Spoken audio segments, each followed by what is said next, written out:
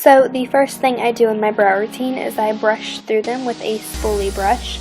This just makes sure they are groomed and they're laying in the direction that I want them to lay in. I also take this time to trim any hairs that are too long. Starting off with trimmed and groomed brows makes it a lot easier to work with them.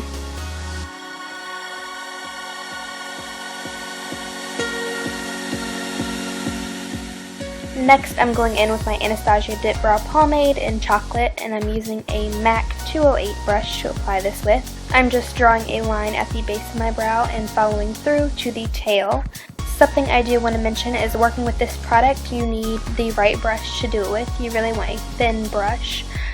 With this product, things can get messy really quick, so you want a thin brush to be precise with, and you also don't want to load up too much product on that brush.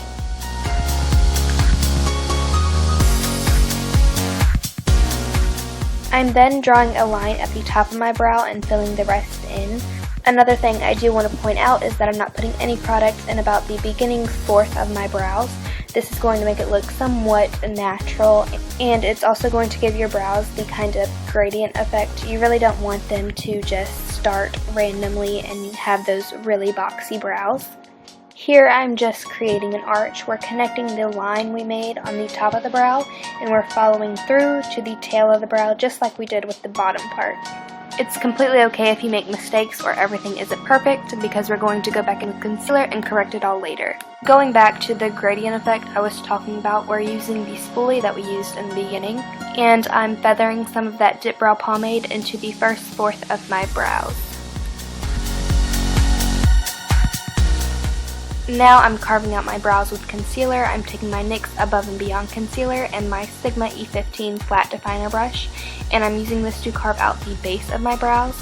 You can't really tell with the studio lights that I'm using, but this concealer is a couple shades lighter than my skin tone, so it's going to double as a highlight for my brow bone as well.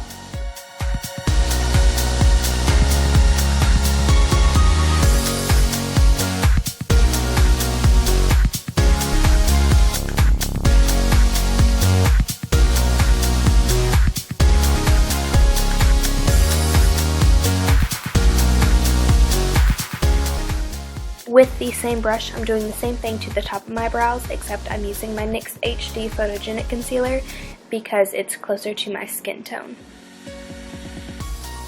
Last but not least, I'm applying my Anastasia Tinted Brow Gel in chocolate, and I'm just doing this because it makes it look a little bit more polished and put together. And that's the last step. After that, you're finished. I hope you guys learned something new and found something you might want to add to your own brow routine. Thank you guys so much for watching. Don't forget to thumbs up this video if you liked it, and subscribe if you haven't already, and I will see you all next time.